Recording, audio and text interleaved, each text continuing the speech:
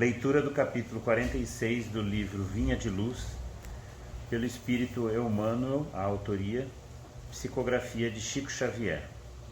Crescei. Antes crescei na graça e no conhecimento de nosso Senhor e Salvador, Jesus Cristo. Segunda carta de Pedro, capítulo 3, versículo 18. A situação de destaque preocupa constantemente a ideia do homem. O próprio mendigo, esfarrapado e faminto, muita vez permanece orgulhoso na expectativa de realce no céu. Habitualmente, porém, toda ansiedade nesse particular é propósito mal dirigido, objetivando o crescimento ao inverso. Não seria propriamente o ato de se desenvolver, mas de inchar. Nessa mesma pauta, muitos aprendizes irrequietos pleiteiam altas remunerações financeiras, favores do dinheiro fácil, elevação aos postos de autoridade, invocando a necessidade de crescer para maior eficiência no serviço do Cristo. Isto, contudo, quase sempre é pura ilusão. Materializadas as exigências, transformam-se em servidores rodeados de impedimentos. O Mestre Divino, que organizou a vida planetária ao influxo do Eterno Pai, possui suficiente poder e, para a execução de sua obra, não se demoraria à espera de que esse ou aquele dos aprendizes se convertesse em especialista em determinados negócios do mundo. O crescimento a que o Evangelho se reporta deve orientar-se na virtude cristã e no conhecimento da vontade divina. Aprenda cada um a sua parte, na esfera de nossos deveres com Jesus. Atenda ao programa de edificação que lhe compete, ainda que se encontre sozinho ou perseguido pela incompreensão dos homens, e então estará crescendo na graça e no discernimento para a vida imortal. Mestre Jesus,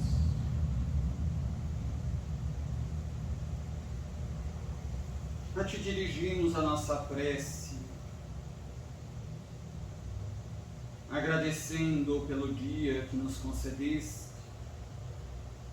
por mais esta oportunidade de encontro fraterno para os estudos da doutrina espírita. Senhor, nós que por séculos nos afastamos deliberadamente do Teu Evangelho e de Teus convites para a obra do bem, agora, repletos de marcas, consequências de nossos próprios desatinos,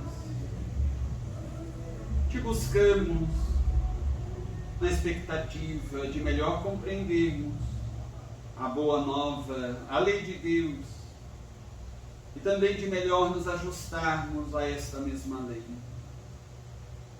Mestre Jesus, auxilia-nos a crescer em vez de incharmos,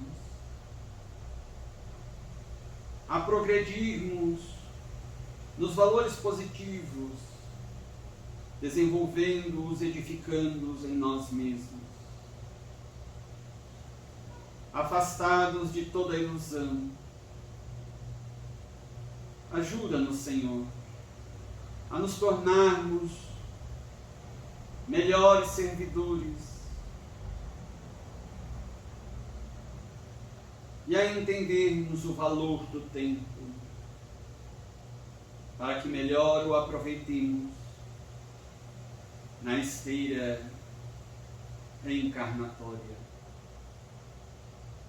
Mestre Jesus, também nós que rogamos em favor de nossos irmãos, os combalidos,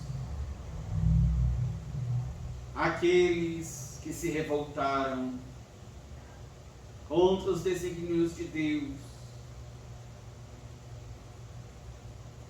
rogamos por aqueles que ainda não entenderam o valor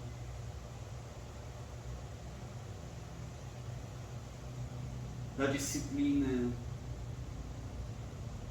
da humildade,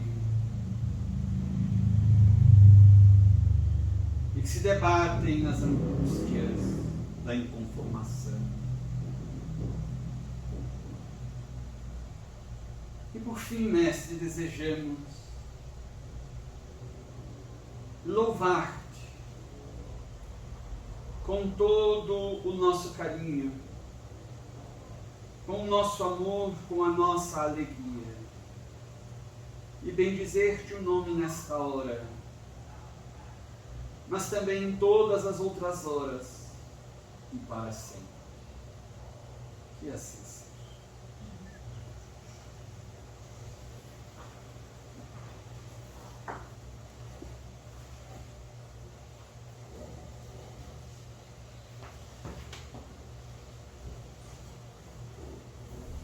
Bom, na semana passada a parte final foi a respeito daquela preparação para a reunião mediúnica de atendimento aos suicidas que estavam em estado mais difícil, mais complicado. E nós verificamos que para a preparação daquela reunião foi feita a leitura de textos do Evangelho de Jesus, com as devidas explicações que o Espiritismo nos oferece. E nós verificamos também os excelentes efeitos que aquelas leituras e as devidas explicações ofertadas pelo dirigente encarnado da reunião mediúnica, devidamente inspirado pelos benfeitores espirituais, provocavam nos desencarnados. É de se ressaltar que vários deles tinham se vinculado a doutrinas cristãs na Terra enquanto encarnados.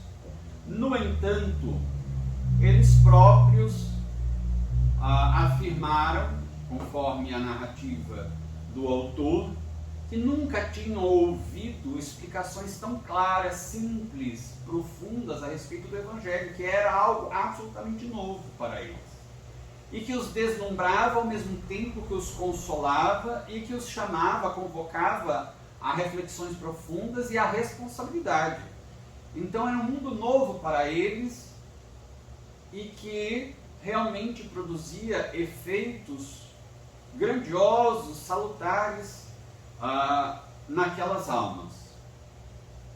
E nós mencionamos também que os trechos evangélicos que foram lidos e comentados exortavam aqueles nossos irmãos, sobretudo, as virtudes da fé, da esperança, da caridade, da resignação, da coragem, o apelo à transformação moral para melhor, mediante o autoconhecimento prévio, também uma exortação à paciência, a questão da resignação também, já que eles teriam de expiar as faltas cometidas, ou seja, os desequilíbrios que eles adquiriram em razão do ato suicida. Então havia várias passagens que eram lidas e comentadas. Também nós lembramos que aquele tubo, por assim dizer, de forças, energias, que foi constituído e descia em regiões altíssimas sobre a mesa de trabalhos mediúnicos, naquele tubo de energias que era composto de energias parcialmente a menor parte dos encarnados ali congregados, médiuns, dirigentes da reunião mediúnica, também dos benfeitores vinculados àquela casa espírita, dos benfeitores vindos da colônia Maria de Nazaré, e também daqueles aqueles varões, espíritos altamente iluminados e evoluídos que permaneciam naquele gabinete especial na colônia e que faziam a sua evocação para a presença de Jesus na reunião. E, segundo o próprio autor, a irradiação de Jesus se fazia presente, ou seja, a sua presença era real naquela reunião. E eles viam naquele tubo de energias, naquele cilindro de forças, todas as cenas das passagens evangélicas que eram lidas, narradas e explicadas. E, inclusive, a figura de Jesus ali, totalmente formada naqueles episódios evangélicos.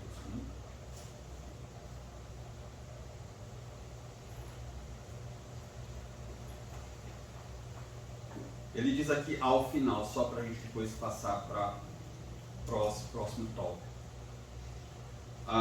que eles viam o Nazareno socorrendo os desgraçados, enquanto a palavra afetuosa do orador encarnado, envolta nas ondas fluídicas ainda mais doces do pensamento caridoso dos seres angélicos que nos assistiam lá da colônia Maria Nazaré, instruía eternamente com entonações que repercutiam até o âmago dos nossos espíritos sequiosos de consolo, como imprimindo em seus refolhos para sempre a imagem incomparável do médico celeste que nos deveria curar. Então sentimos que pela primeira vez desde muitos anos a esperança descia seus mantos de luz sobre nossas almas enoitadas pelas trevas do desânimo e da ímpia descrença. E daí, então, hoje nós verificaremos essa parte final do capítulo. E o tópico seguinte é já a parte em que o autor Camilo comenta que, em meio àquela experiência de leituras e explicações evangélicas, de repente, um dos suicidas em piores condições, que tinha cometido suicídio lançando-se sob as rodas de um trem, atirou-se ao chão de joelhos e, em pranto convulsivo, pediu misericórdia e ajuda a Jesus.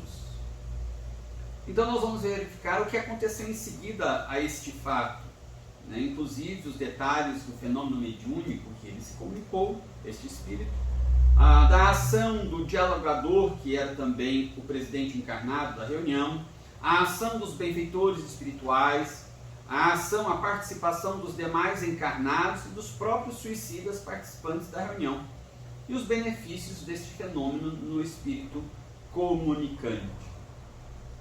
Então nós lembramos que, segundo Camilo, o autor, já tinha mencionado em outras passagens, os piores casos que ele pôde perceber dos pacientes suicidas eram aqueles suicidas que tinham se jogado em frente a carros, caminhões ou, sobretudo, os trens, que são mais pesados ainda. Ou seja, que os corpos eram destroçados, esmagados.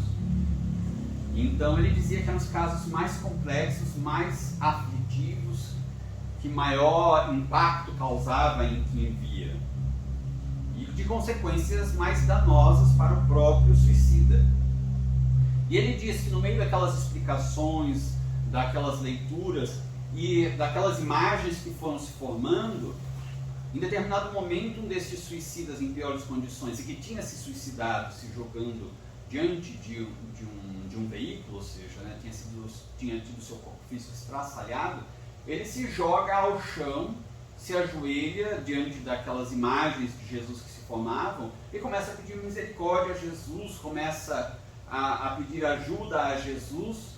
Então a gente pode imaginar a realidade daquelas imagens que se formavam, Ele se sente na presença do próprio Mestre e aproveitando aquela presença, ele pede socorro.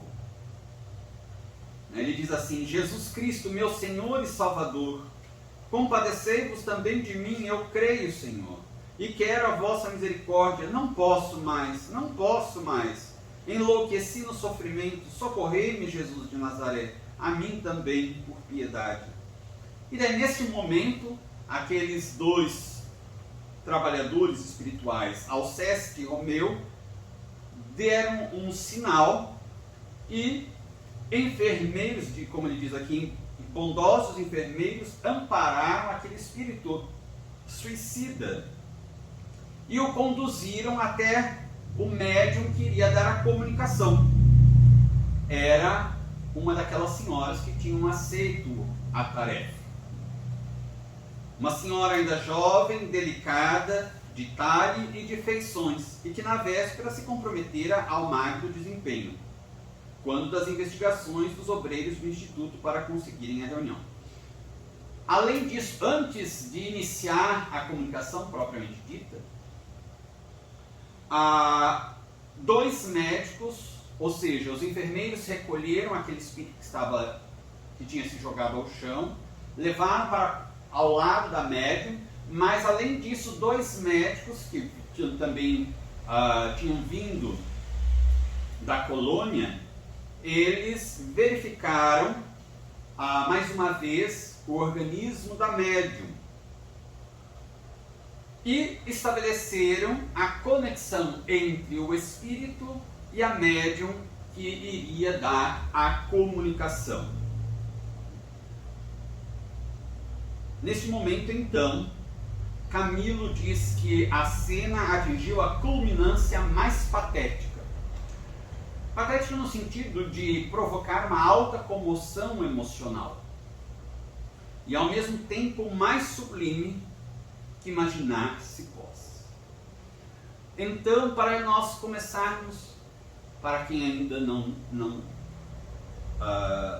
tenha, a ter uma dimensão um pouco mais clara a respeito de quão sublime é o fenômeno mediúnico.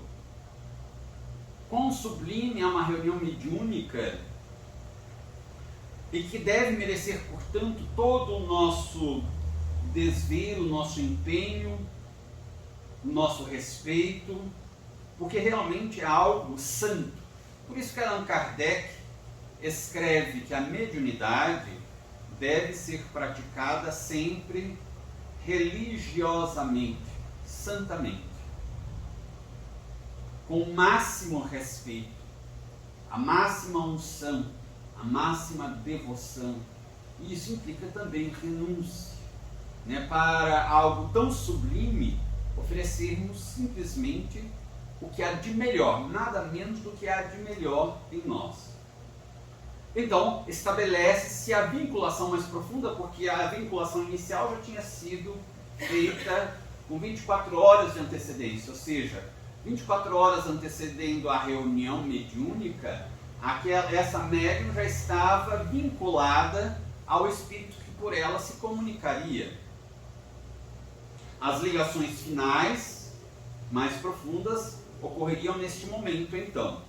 Apossando-se de um aparelho carnal que piedosamente, ou seja, com piedade, por momentos lhe emprestavam, no intuito cristão de beneficiá-lo, por ajudá-lo a conseguir alívio, o desgraçado suicida sentiu, em toda a sua plenitude, a tragédia que havia longos anos vinha experimentando seu viver nas trevas do martírio inconcebível, pois tinha agora ao seu dispor outros órgãos materiais, nos quais suas vibrações ardentes e tempestuosas, esbarrando brutalmente, voltavam plenamente animalizadas para produzirem no seu torturado corpo astral repercussões minuciosas do que fora passado.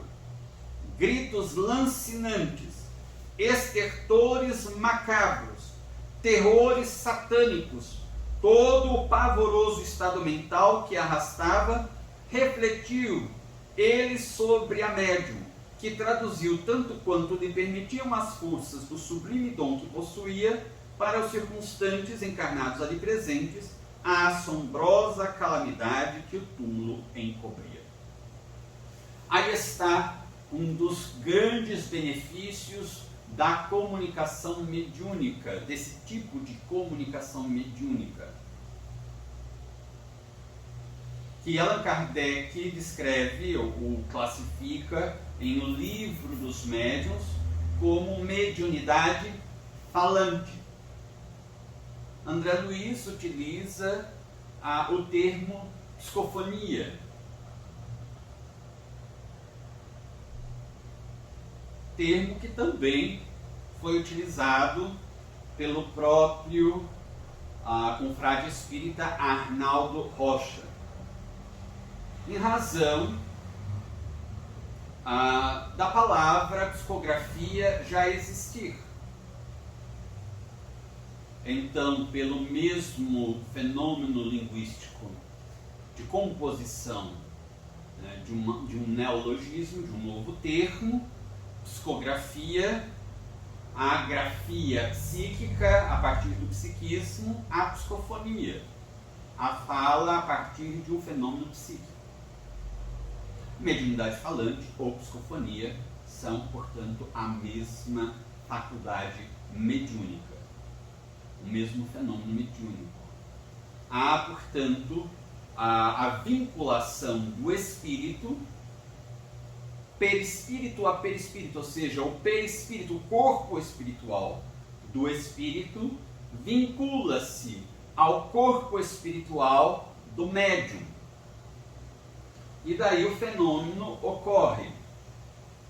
Acontece que todos os encarnados, as pessoas encarnadas, mas também os animais, as plantas, têm uma energia específica que os desencarnados não têm. Eles podem ter resíduos, mas que é uma energia própria dos seres viventes corpóreos ou corporificados na matéria, que nós chamamos de fluido vital, também chamado de fluido animal ou fluido animalizado, descrito por Allan Kardec. Então, os médios seres humanos têm este fluido animalizado, os que estão encarnados, ou fluido vital. Quando o espírito se vincula ao médium pelo fenômeno da psicofonia ou da mediunidade falante, ele, naquele momento, o seu corpo espiritual fica também encharcado com aquele fluido vital do médium.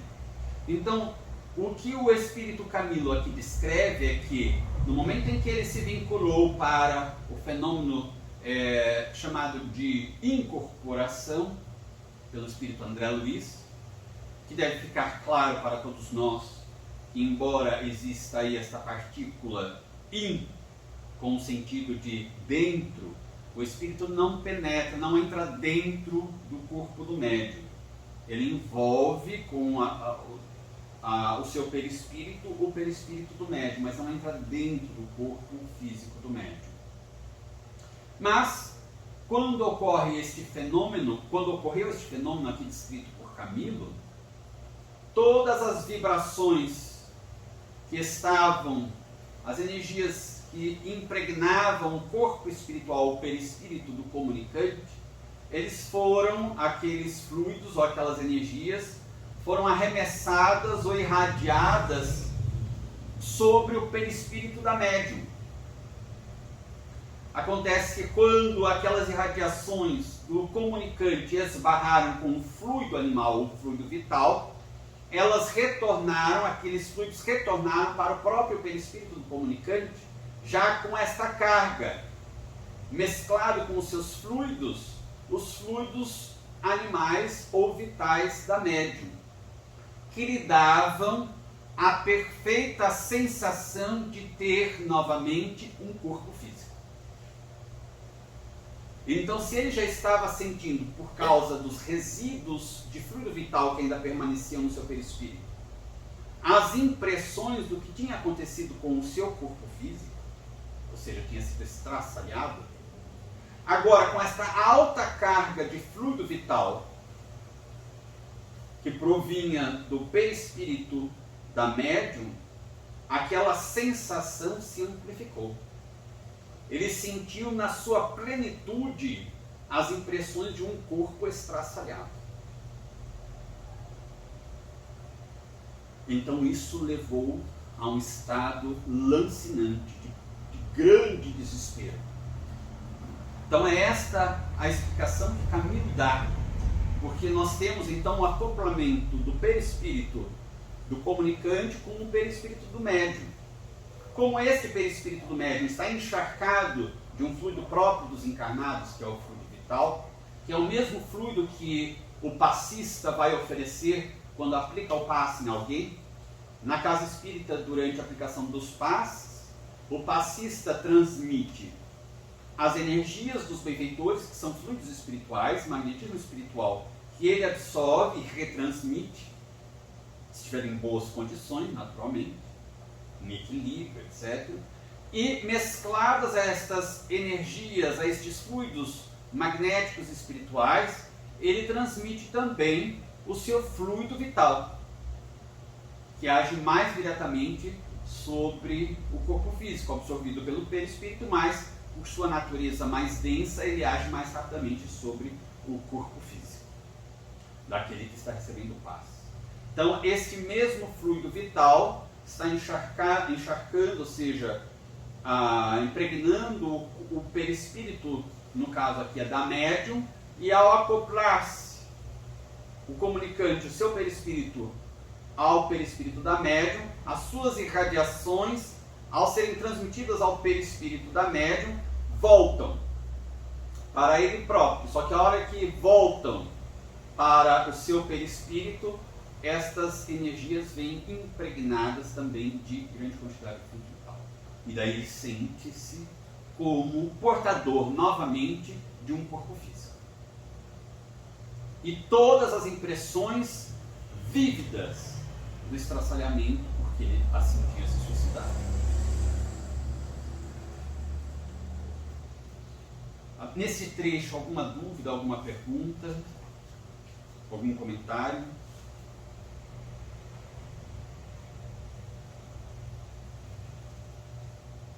Bom, na sequência, então, ele diz: enlouquecido vendo sobre a mesa os fragmentos em que se convertera seu desgraçado corpo de carne, por ele próprio atirado sob as rodas de um trem de ferro, pois seu inacreditável estado mental fazia-o ver por toda parte o mal que existia em si mesmo, chaga que lhe violentava a consciência. Ele arrebatou a jovem médium em agitações penosas e, debruçando-se sobre a mesa, pôs-se a reunir aqueles mesmos fragmentos, tentando reorganizar o corpo que via, cheio de horror, eternamente disperso sobre os trilhos, presa dramática de uma das mais abomináveis alucinações que o além-túmulo costuma registrar. Vulnerado pelos fogos da inconcebível tortura do réprobo a estampar a realização da assertiva severa do Evangelho, e sereis atirados nas trevas exteriores, onde chorareis e rangereis os dentes.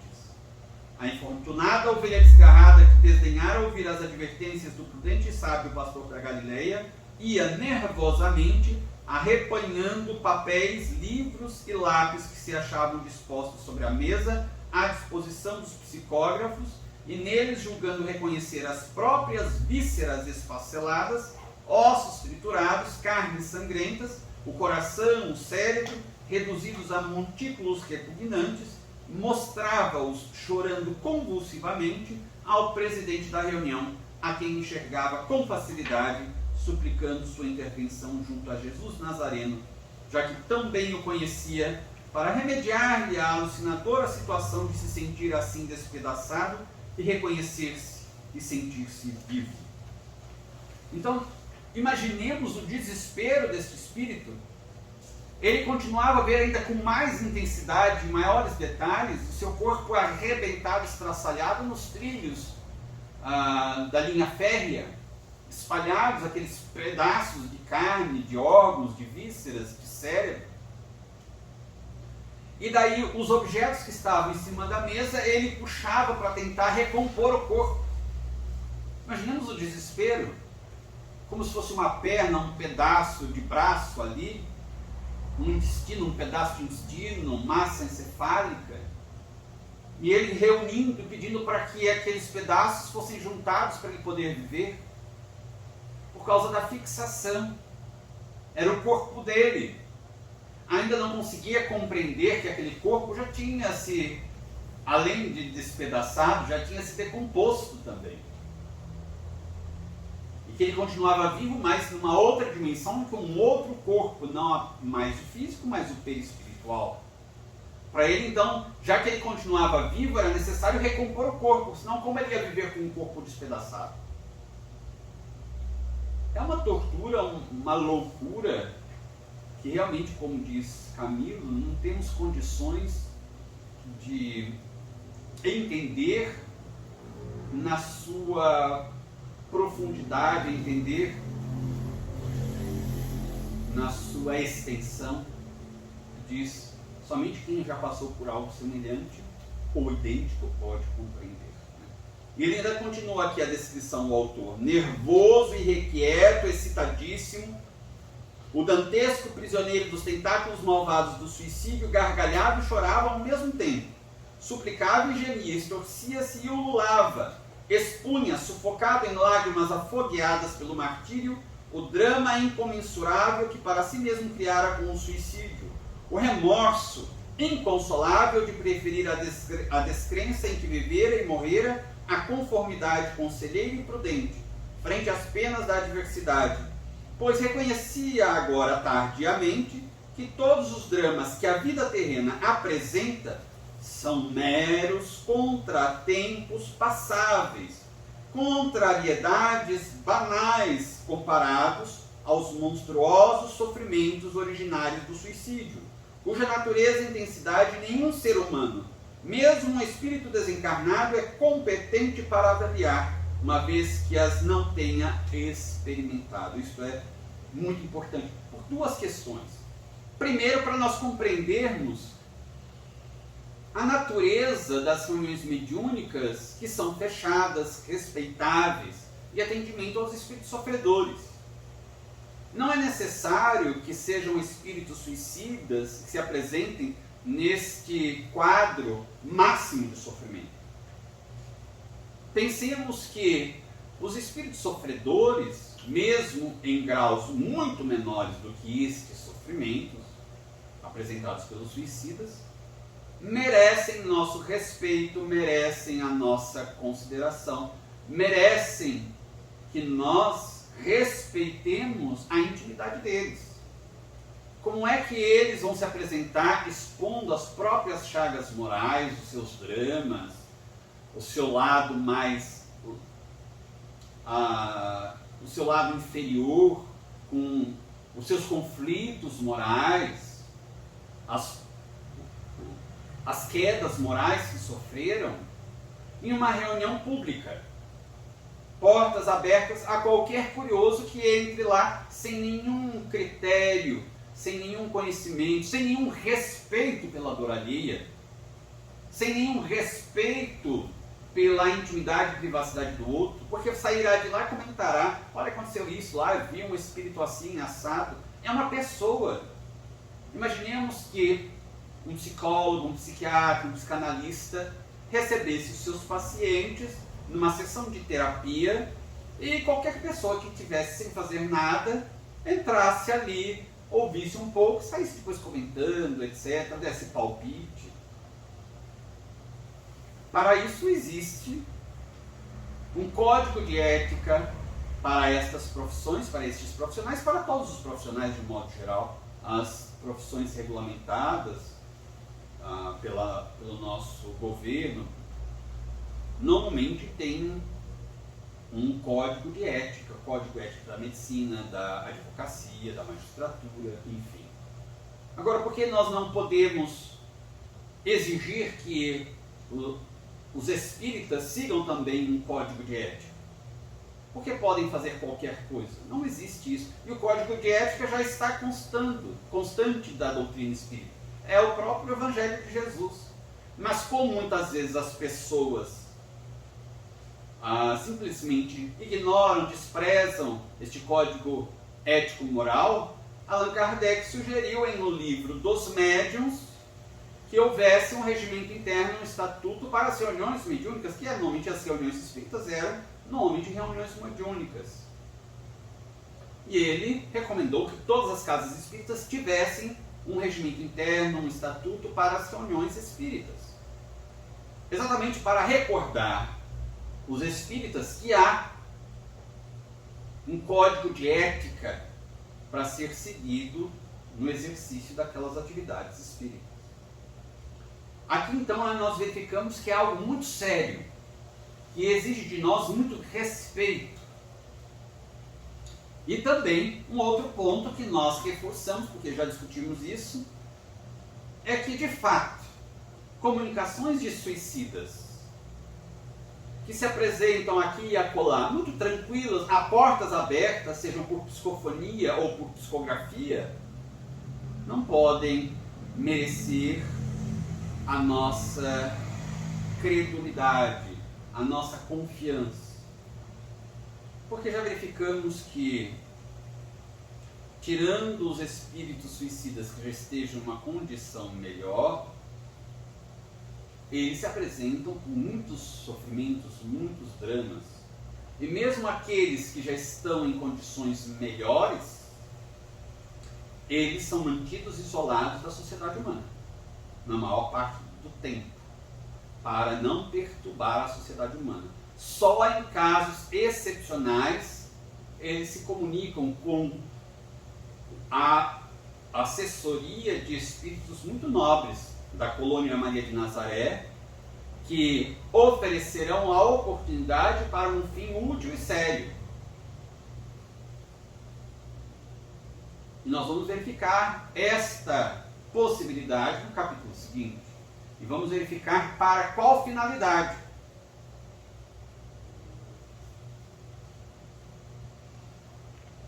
Na sequência, então, diz aqui,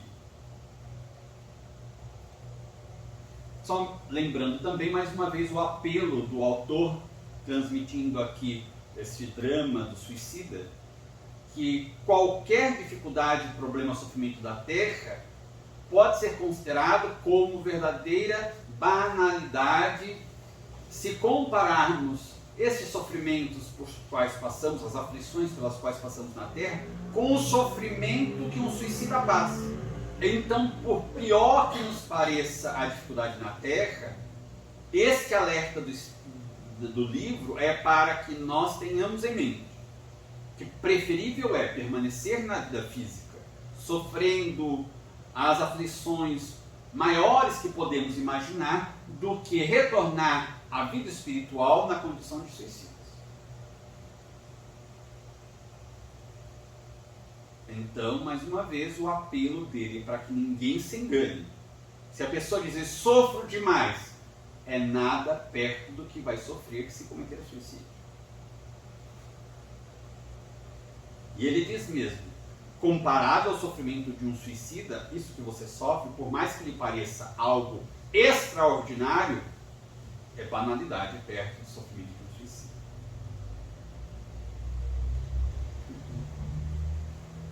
E ainda continua, comovido a personagem principal da mesa, o presidente, a quem tutelares invisíveis amorosamente inspiram, fala-lhe piedosamente. Aí está dois itens já interessantes de se analisar. Primeiro, a profunda vinculação do dirigente com os benfeitores espirituais, aqueles que estavam encarregados de fazer a inspiração para o dialogador. E segundo, a característica de piedade do dialogador. Tem que falar com a alma, tem que falar com o coração. Como um pai a um filho, ou uma mãe a um filho, ou uma filha. Com este enternecimento, sentir a dor do outro, ter interesse por diminuir aquela aflição de alguma forma, em colaborar para aquele indivíduo, para que aquele indivíduo sofra pelo menos um pouquinho menos. Tem que se entregar ali. Não apenas raciocínio, mas sobretudo coração. Até porque, muitas vezes, o espírito não tem tantas condições de compreender logicamente o que se diz a ele, mas sente, sem dúvida nenhuma, o impacto das boas vibrações, do carinho, da ternura. Então diz assim: fala-lhe piedosamente, consola-o, apontando a luz sacrossanta do Evangelho do Mestre Divino como recurso supremo e único capaz de socorrê-lo, afiançando-lhe ainda, com sua palavra de honra, a qual não tem dúvidas de empenhar, tal a certeza do que afirma, a intervenção do médico celeste, que proporcionará alívio imediato aos estranhos males que o afligem. Eleva então uma prece singela e amorosa, depois de convidar todos os corações presentes a galgar com ele o espaço infindo, em busca do seio amorável de Jesus, para a súplica de mercês imediatas para o desgraçado que precisa serenidade a fim de expungir da mente a visão macabra com que os próprios delitos lhe fustigam a alma e a continuação da vida, as quais pretendeu aniquilar com a deserção pelos atalhos do suicídio. Então consola, não apenas com as palavras, mas também com as vibrações. Lembra o espírito que não há outra forma de ele conseguir superar aquele drama senão o caminho de realização do Evangelho de Jesus. Reafirma-lhe que está sob os cuidados do próprio Mestre. E depois faz aquele dirigente encarnado uma súplica, convoca os demais membros da reunião, outros médiuns, colaboradores da sustentação, passistas, para que todos estejam em prece, mas em um único pensamento e sentimento, em uníssono, em favor daquele irmão. Para criar-se uma corrente fluídica, magnética, favorável aos trabalhos dos benfeitores e também de alívio e socorro àquele sofredor que está se comunicando. Para isso, há de existir, conforme analisa Kardec no capítulo da prece em O Evangelho segundo o Espiritismo, a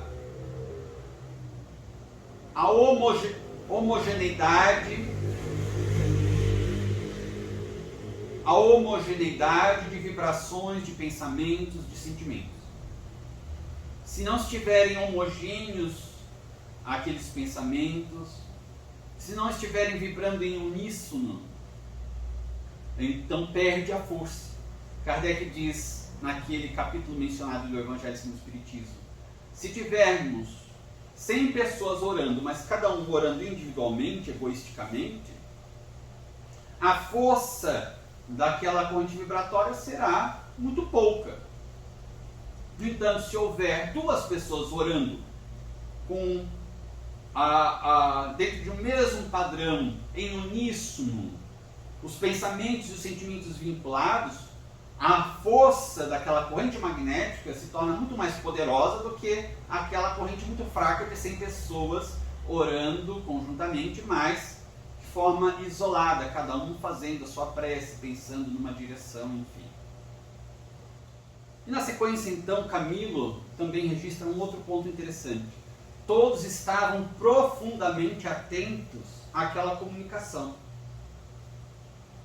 O que é também um ponto de interesse para as reuniões mediúnicas, porque muitas vezes surgem perguntas no sentido se seria correto, se é possível ocorrerem comunicações numa reunião mediúnica de atendimento de sofredores, comunicações simultâneas. André Luiz analisa esta questão no livro Desobsessão. E ele menciona que até é possível que haja 2 comunicações simultâneas, mas ele ressalta a importância dessa convergência de pensamentos, de intenções para o espírito que se comunica. Então seria talvez mais interessante que houvesse comunicações não houvesse comunicações simultâneas. É possível, até 2 comunicações simultaneamente, é possível, mas de preferência, uma comunicação por vez, em razão deste benefício de todos os outros participantes estarem integralmente focados naquele irmão que está se comunicando, naquela comunicação, e procurando ajudar com as preces, com as boas vibrações. Porque nós imaginamos que, havendo duas comunicações ocorrendo simultaneamente, aqueles que estão acompanhando podem se dispersar. Alguns instantes prestam atenção numa comunicação, outros em outro instante prestam atenção na outra comunicação. Então, embora não seja proibido nem errado, talvez seja mais interessante que as comunicações se deem uma a uma. É evidente que quando a reunião é composta por muitos membros, né, considerando que o tempo será o mesmo, há mais médios para apresentar as suas comunicações, daí talvez, por uma questão de tempo, essas comunicações ocorram, possam ocorrer duas simultaneamente. Mas também nós lembramos que Kardec diz que, de preferência, os grupos espíritas deveriam ser menores. E André Luiz também menciona no mesmo livro das Obsessão que é preferível que, quando uma equipe mediúnica está crescendo, cresce muito, que ela se divida em duas, para manter mais esse clima de recolhimento, para que seja possível um atendimento melhor para cada espírito. E até o mediador, né, no caso de duas comunicações. Sim, porque daí primeiro tem que ter mais de um. Segundo, que também, dependendo das falas, fica mais difícil também a concentração, a não ser que os espíritos sempre, os médiuns sempre utilizem um volume muito baixo de fala, e os dialogadores também utilizem um volume muito baixo de fala para uma comunicação, às vezes, né, o som, né, da fala de outro, do comunicante, do dialogador, não atrapalhem a concentração do outro médium, não atrapalhem a fala do outro comunicante, a concentração do outro dialogador. Há certos inconvenientes. Né? Cremos que seria preferível sempre manter uma comunicação por vez. Nos parece que, em todos os sentidos, é mais produtivo.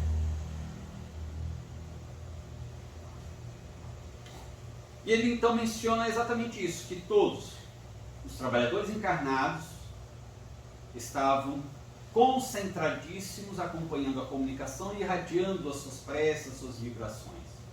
Os desencarnados, trabalhadores desencarnados vinculados ao próprio centro espírita, idem. Os trabalhadores desencarnados da colônia, idem.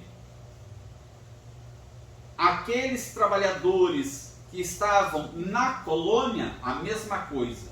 Aqueles 12 varões, espíritos iluminados, no gabinete deles, a mesma coisa. E os próprios suicidas que estavam em condições menos piores, também. Eles se comoveram tanto com a cena que também começaram a irradiar, já estavam irradiando e continuaram a irradiar boas energias, pedindo a Deus, a Jesus, em favor daquele irmão.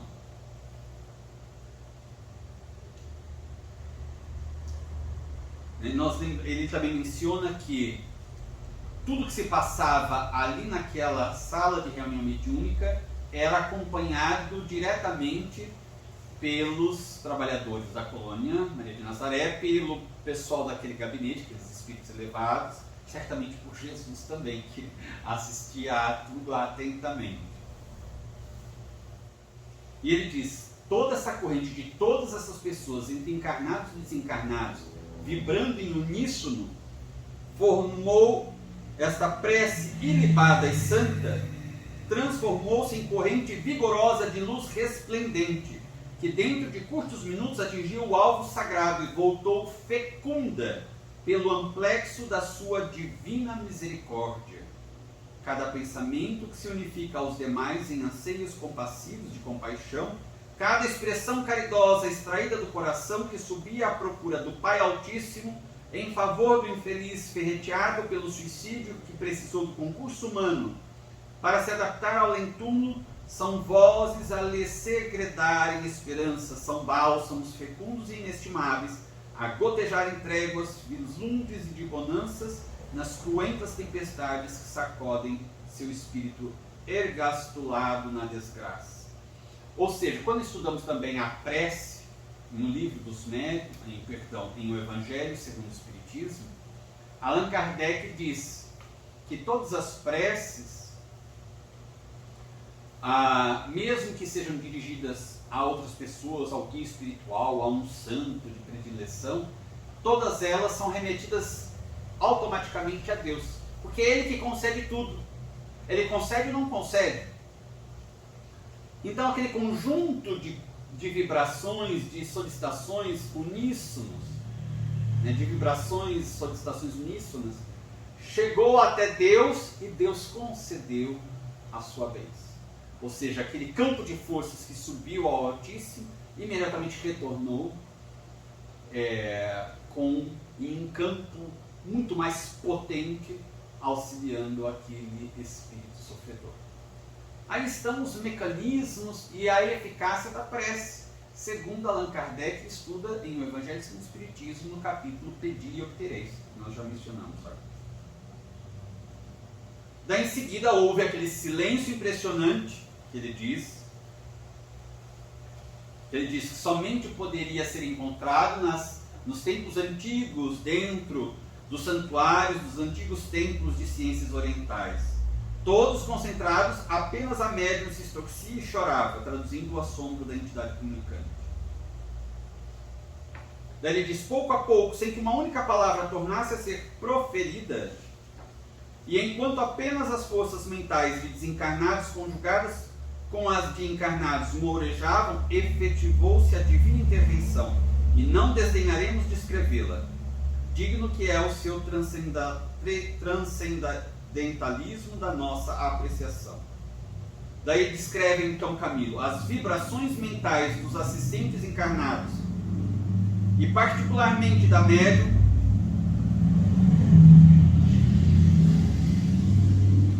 cuja saúde físico-material, físico-astral, moral e mental encontrava-se em condições satisfatórias, pois que fora anteriormente examinada pelos provedores do importante certame espiritual. Ela tinha sido submetida a vários exames e também passes, tratamentos para a harmonização sua.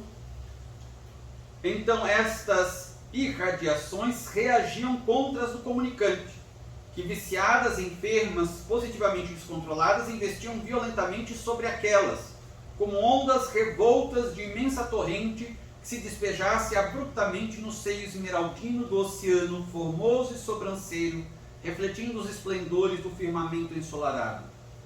Estabeleceu-se assim luta árdua na realização de sublime operação psíquica, uma vez que influenciações saudáveis, fluidos magnéticos mesclados de essências espirituais, aconselháveis no caso, fornecidos pela médium e pelos guias assistentes, deveriam impor-se e domar as emitidas pela entidade sofredora, incapaz de algo produzir distante do inferior. A corrente poderosa pouco a pouco apresentou os frutos salutares que era de esperar, dominando suavemente as vibrações nefastas do suicida, depois de passar pelo áureo veículo mediúnico, o qual, materializando-a, adaptando-a em afinidades com o paciente, tornava-a assimilável por este, cujo envoltório astral fortemente se ressentia das impressões animalizadas deixadas pelo corpo carnal, que se extinguia sob a pedra do sepulcro. Eram como que compressas anestesiantes que se aplicassem na organização fluídica do penitente, suavizando-lhe o efervescer das múltiplas excitações, a fim de torná-la em condições de suportar a verdadeira terapêutica requisitada pelo melindroso caso. Era como sedativo divino que piedosamente gotejasse virtudes hialinas translúcidas sobre suas chagas anímicas, através do filtro humano representado pelo magnetismo mediúnico, sem o qual o infeliz não assimilaria de forma alguma nenhum benefício que se lhe desejasse aplicar. E era como transfusão de sangue em moribundo que voltasse à vida, após ter se encontrado às bordas do túmulo, infiltração de essências preciosas, que a médium recebia do alto ou dos mentores presentes em abundância, transmitindo em seguida ao padecente. Então vejamos que coisa extraordinária este fenômeno. Nós recordamos que quando Camilo, o autor, descreveu a intervenção dos benfeitores espirituais na médium, naquele mesmo dia, no dia anterior, portanto, em que eles depois vincularam o comunicante a ela, a primeira vinculação, eles tinham examinado inicialmente o corpo físico dela, se estaria em equilíbrio, se os órgãos, os sistemas estavam funcionando adequadamente, e ministraram energias para que estivesse em ainda maior harmonia o corpo físico e o seu funcionamento. Mas, desdobrada o seu corpo físico, em estado de emancipação da alma, eles levaram a médium a determinada instituição espiritual e ali fizeram uma análise mais detida sobre o seu perispírito, com também a sua fisiologia, os seus órgãos, enfim. E também verificaram se havia instabilidades energéticas, verificaram se havia energias tóxicas para eliminá-las, verificaram o equilíbrio de todas as forças do perispírito, e Camilo menciona que eles fizeram uma análise geral das forças do perispírito da médium e de todos os outros médiuns também que iriam colaborar, e ofereceram, a depender de cada caso, ou seja, a depender da situação de cada comunicante, uma quantidade extra de energias, de fluidos, já prevendo que aqueles fluidos seriam necessários para reequilibrar o perispírito do comunicante. Então, se nós voltarmos naquele capítulo da preparação, naquele trecho da preparação, nós constataremos esta menção de Camilo sobre a doação de energias dos benfeitores para a médium ou os outros médiuns, a fim de que no momento da comunicação aquelas energias pudessem ser transferidas para o perispírito do comunicante. E é exatamente isso que estava acontecendo. Era uma luta, como diz aqui Camilo, uma batalha, porque todas as irradiações, vibrações extremamente tóxicas, desequilibradas do comunicante, elas eram derramadas sobre o perispírito da médium. Essas irradiações poderiam, se não houvesse aquela intervenção prévia dos benfeitores, desorganizar completamente o perispírito da médium e, por conseguinte, também poderiam intoxicar, desequilibrar as funções orgânicas físicas dela. Ela poderia adoecer profundamente. Então o que acontecia?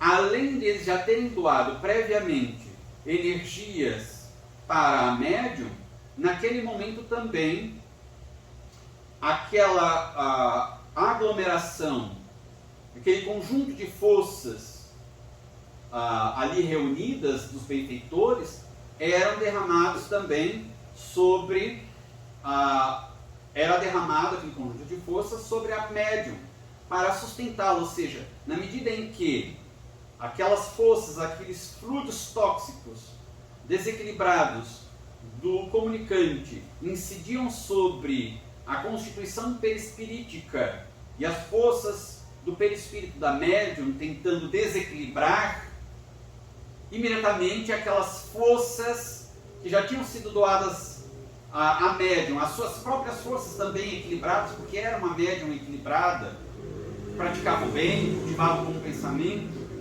potencializadas essas forças pelos benfeitores espirituais, estas forças iam de pouco a pouco neutralizando aqueles fluidos tóxicos e perturbadores do perispírito do comunicante, substituindo-os por fluidos sadios. É o que analisa Allan Kardec também com relação ao processo de curas espirituais, ao processo de curas das obsessões. Ele diz, é sempre um processo de substituição das energias malsãs, doentes, desequilibradas, por energias sãs, saudáveis, equilibradas. Mas é uma luta isso, né? As energias desequilibradas, tóxicas, tentavam se impor, mas foram paulatinamente neutralizadas e substituídas por energias salutares, saudáveis, equilibradas e equilibrantes. Notemos que não é um processo simples. Quantos recursos e quantos trabalhadores envolvidos para o auxílio de um único espírito.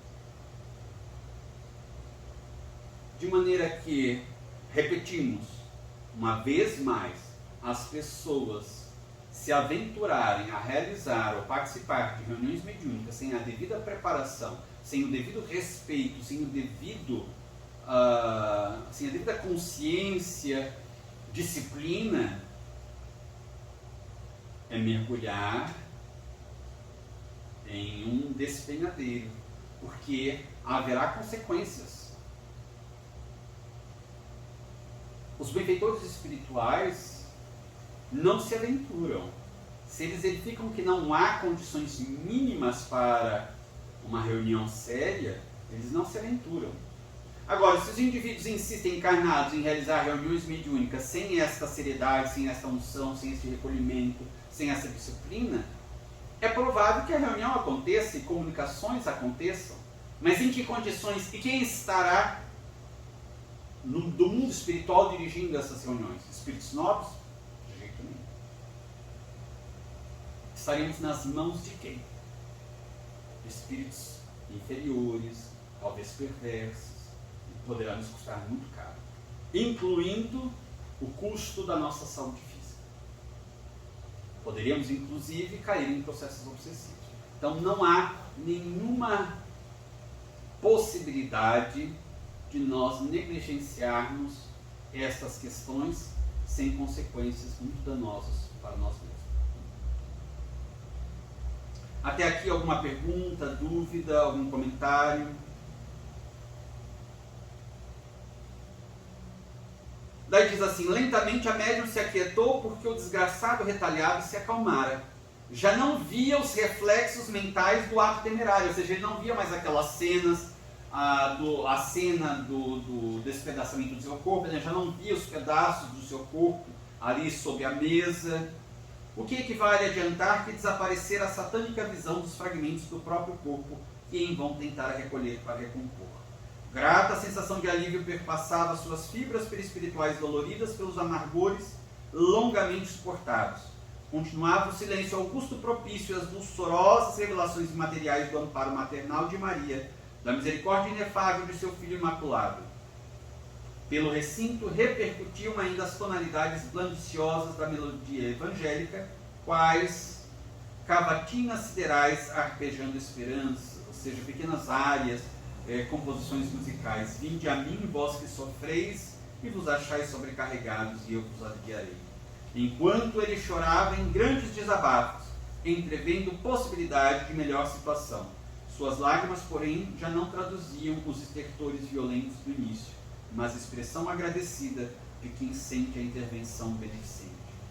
Foi neste momento, então, que começou o processo de esclarecimento mais direto. Foi necessário primeiro desencharcá-lo daqueles fluidos, retirá-lo daquela condição de desespero extremo, daquela visão repetitiva do seu próprio cadáver, do seu corpo estraçalhado, para que ele se acalmasse, a mente também pudesse se acalmar e ele pudesse raciocinar um pouco melhor. Não adiantava nenhum esclarecimento sem que antes houvesse essa providência. A mente dele não tinha condições de raciocinar, de compreender nada, de logicar, de concatenar ideias.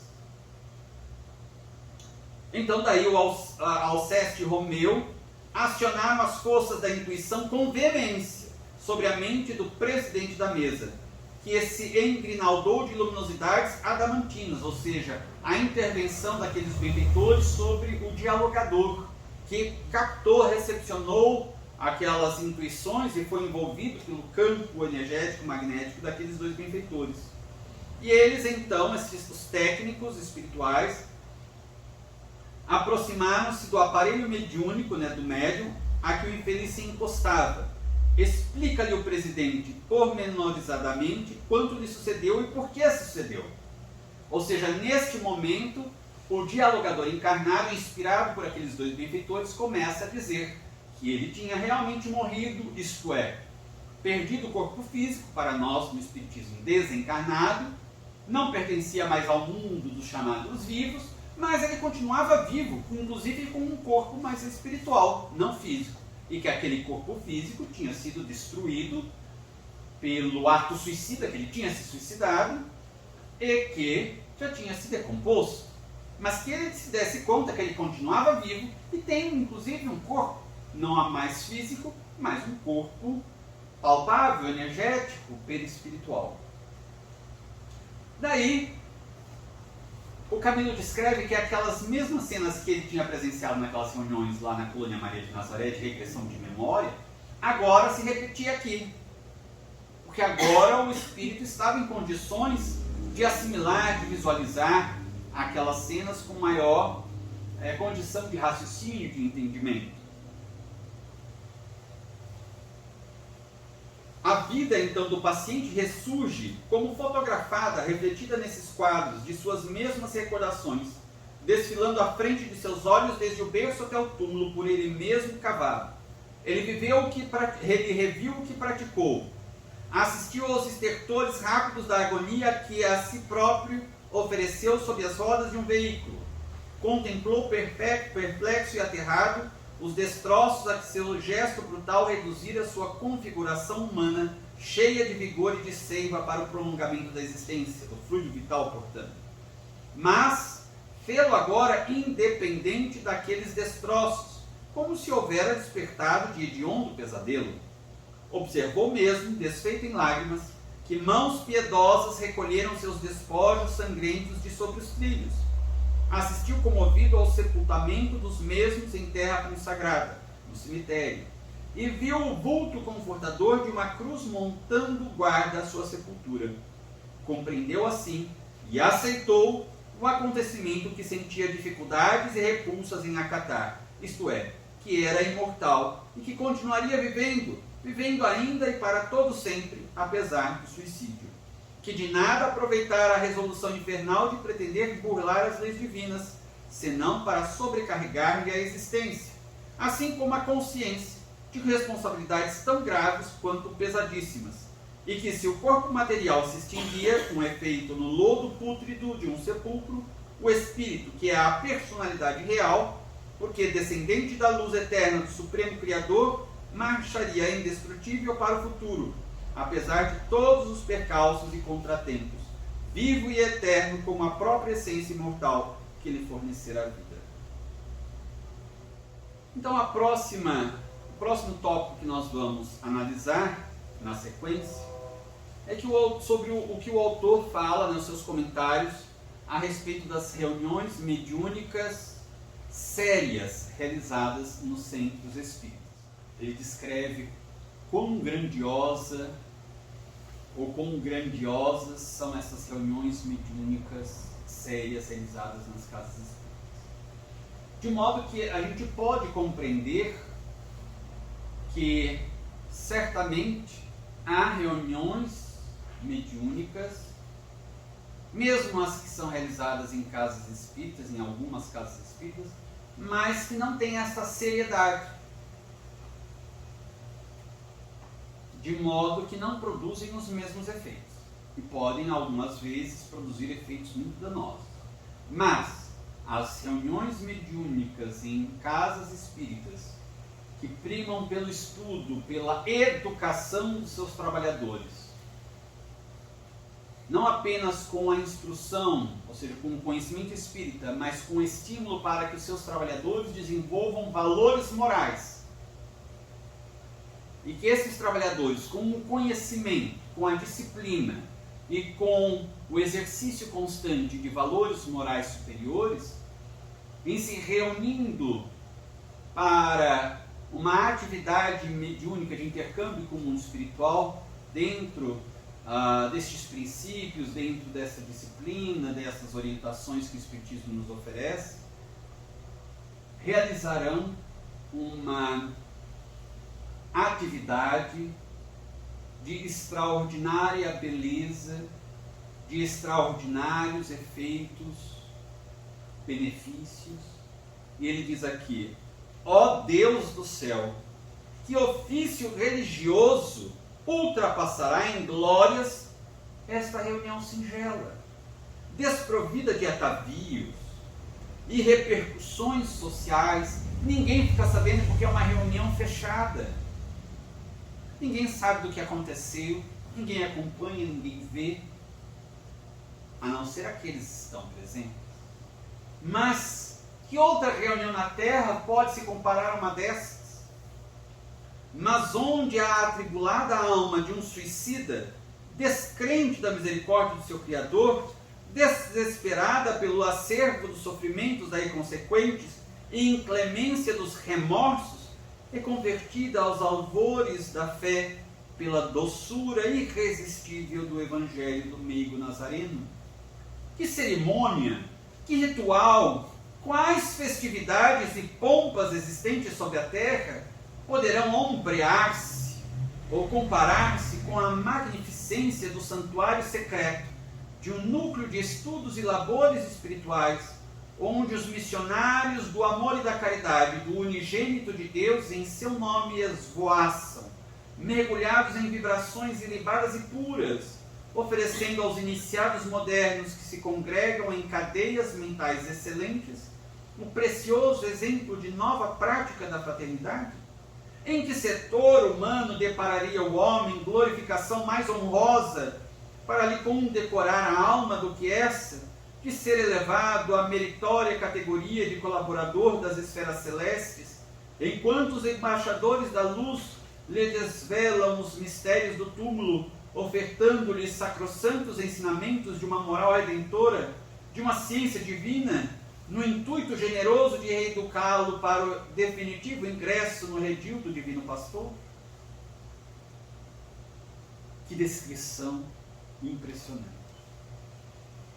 Para que nós espíritas despertemos a nossa consciência para a importância, a relevância dessas reuniões mediúnicas de atendimento aos sofredores, não apenas aos suicidas, mas de um modo geral aos sofredores do além-túmulo. Não há necessidade de nenhuma pompa, de nenhuma circunstância. Ao contrário, quanto mais simples, melhor. No momento em que no movimento espírita nós vemos muitos irmãos nossos desesperados na busca de atividades dentro do movimento que lhes destaquem a personalidade, em que possam ser vistos, reconhecidos, aplaudidos. Irmãos nossos que sobretudo com as redes sociais, não apenas, mas com as redes sociais, estão tão profundamente interessados em likes, em ibope. Irmãos nossos que estão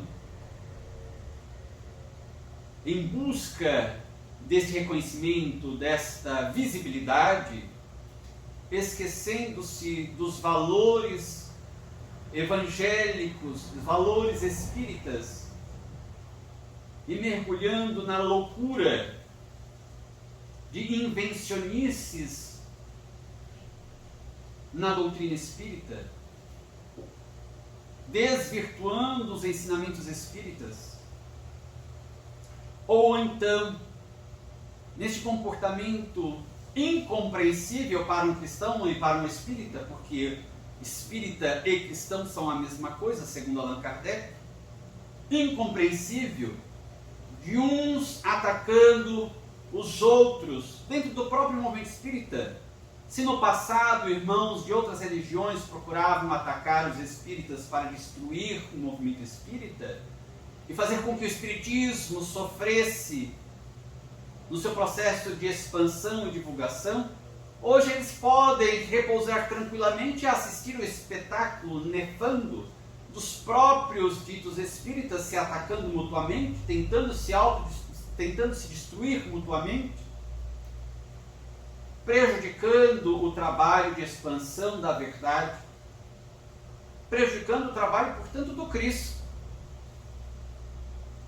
Então, neste momento em que as pessoas estão ávidas por visibilidade, por fama dentro do movimento espírita, aqui então ecoa a fala, a escrita primorosa de Camilo Castelo Branco, nos falando da grandiosidade de uma reunião singela, mediúnica, envolta nas claridades sidérias e acompanhada diretamente por nosso Senhor Jesus Cristo, que se fez presente naquela reunião e se faz presente verdadeiramente em todas as reuniões sérias espíritas.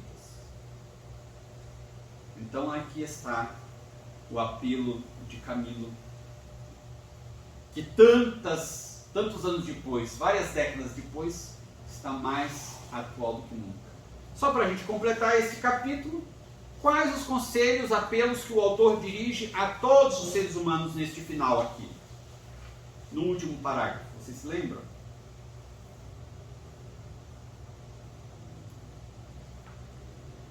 A gente chama cada um de nós para nos lembrarmos dos objetivos da evolução, para não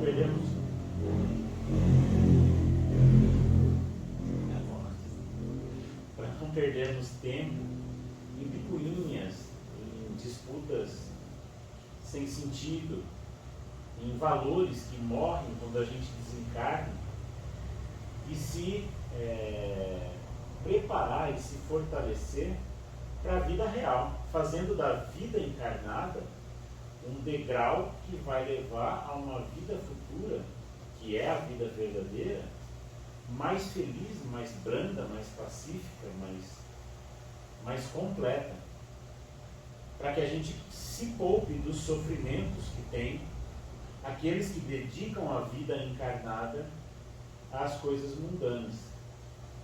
E, enfim, que nos voltemos ao exemplo do Cristo, cada vez mais, e encontrarmos em nós mesmos os germes da nossa própria evolução máxima. Exatamente. Alguém anotou mais alguma coisa neste último parágrafo? Gostaria de comentar? Ele fala sobre a aquisição das virtudes ativas e deixa que teu coração se dilate para a comunhão com o céu. Exato. Ele fala cultivar as faculdades anímicas, ou seja, da alma, no silêncio augusto das meditações nobres e sinceras. Nós precisamos de tempo para realizarmos as meditações nobres e sinceras. Tempo e recolhimento. E todo mundo tem o tempo. O tempo está disponível. Basta sabermos administrar esse tempo. E fazer a escala de valores para a nossa vida. O que é prioridade para nós? Mas aí eu teria de deixar de realizar outras coisas, abrir mão de outras coisas que eu gosto. Não é por outra razão que Jesus disse, negue a si mesmo. Ou seja, negue o nosso egoísmo, negue o próprio interesse mesquinho a benefício dos interesses espirituais. Eu tenho um tempo específico. Eu posso utilizar para as minhas atividades mundanas. Eu tenho um tempo, digamos, do trabalho, que eu preciso trabalhar para ganhar dinheiro. Eu tenho tempo para descansar, que eu preciso repousar o corpo para ter saúde, para poder trabalhar, para ganhar dinheiro e manter a minha e a vida daqueles que dependem de mim. Mas aí eu tenho um determinado tempo livre. Em que usarei este tempo livre? É a escolha de cada um. Mas se o indivíduo quer evoluir espiritualmente, diz a lógica que o indivíduo empregue aquele tempo livre nas reflexões espirituais, nas conquistas das coisas espirituais. Então, cultiva as faculdades anímicas. Esquece as vaidades depressoras. Relega os prazeres mundanos que para nada aproveitam senão para excitar-te os sentidos em prejuízo das felizes expansões do ser divino que em ti palpita. Quem quiser vir após mim, que negue a si mesmo. É exatamente isso o sentido das palavras de Jesus. Eu posso dar vazão aos meus interesses mundanos, aos prazeres mundanos? Eu posso. Mas quanto mais eu estimulo os sentidos físicos, mais adormecidos permanecem os sentidos espirituais. Na hora da desencarnação, o que eu vou sentir mais? As impressões físicas. Será muito mais difícil a desencarnação de alguém que simplesmente dá vazão e cultiva os sentidos físicos do que alguém que controla os sentidos físicos e os prazeres mundanos e exercita os sentidos espirituais. Este já está se desmaterializando desde agora. Quando chegar o momento da desencarnação, é muito mais simples, fácil. É apenas ele se desvencilhar do corpo físico. Para aqueles que cultivam os sentidos físicos mais intensamente, ficam muito mais tempo retidos e com muito mais tempo permanecem neles as impressões do corpo físico, mesmo depois de desencarnados. Ali, já para bem distante do teu coração, o egoísmo fatal que te inferioriza no concerto das sociedades espirituais. Pois tudo isso mais não é do que escolhos terríveis a dificultarem tua ascensão para a luz. Busca as virtudes e deixa que teu coração se dilate para a comunhão com o céu. Daí então tudo parecerá mais suave e mais justo ao ter entendimento aclarado pela compreensão sublime da verdade, pois terás dado abrigo em teu seio às forças do bem que promanam do supremo amor de Deus. E depois, quando te sentires afeito às renúncias, é necessário exercitarmos as renúncias. Inicialmente será muito difícil, porque nós gostamos daqueles prazeres mundanos, nós gostamos dos vícios morais. Isso está no livro dos Espíritos. Então é necessário um esforço muito grande para que nós renunciemos, aprendamos a prática da renúncia. Mas depois que exercitarmos um pouco, nós então teremos maior facilidade. Então diz, quando estivermos mais afeitos às renúncias, quando formos capazes das rígidas reservas necessárias ao verdadeiro iniciado das ciências redentoras, ou seja, do Espiritismo, os espíritas devem exercitar renúncias para se prepararem para sermos capazes das rígidas reservas necessárias ao verdadeiro iniciado das ciências redentoras. Quando tivermos apartado do nosso coração as ilusões efêmeras do mundo, em que experimentamos a sabedoria da vida, e empolgadas sentirem a nossa alma imortal pelo santo ideal do amor divino, que os nossos dons mediúnicos se entreabram, qual preciosa e cândida flor celeste, para a convivência ostensiva com o mundo invisível, despetalando aljôfares, ou seja, pérolas de caridade fraterna, a passagem dos infelizes que não souberam a tempo se precatar, como nós, com as forças indestrutíveis que a alma fornece à ciência imarcessível do Evangelho do Cristo. Ou seja, primeiro uma alta preparação da alma, para depois que rompa a mediunidade e o indivíduo esteja devidamente preparado para exercê-la dignamente. A mediunidade com Jesus. Uma dúvida ou pergunta até aqui? Mais algum comentário? Então nós encerramos o capítulo A Comunhão com o Alto.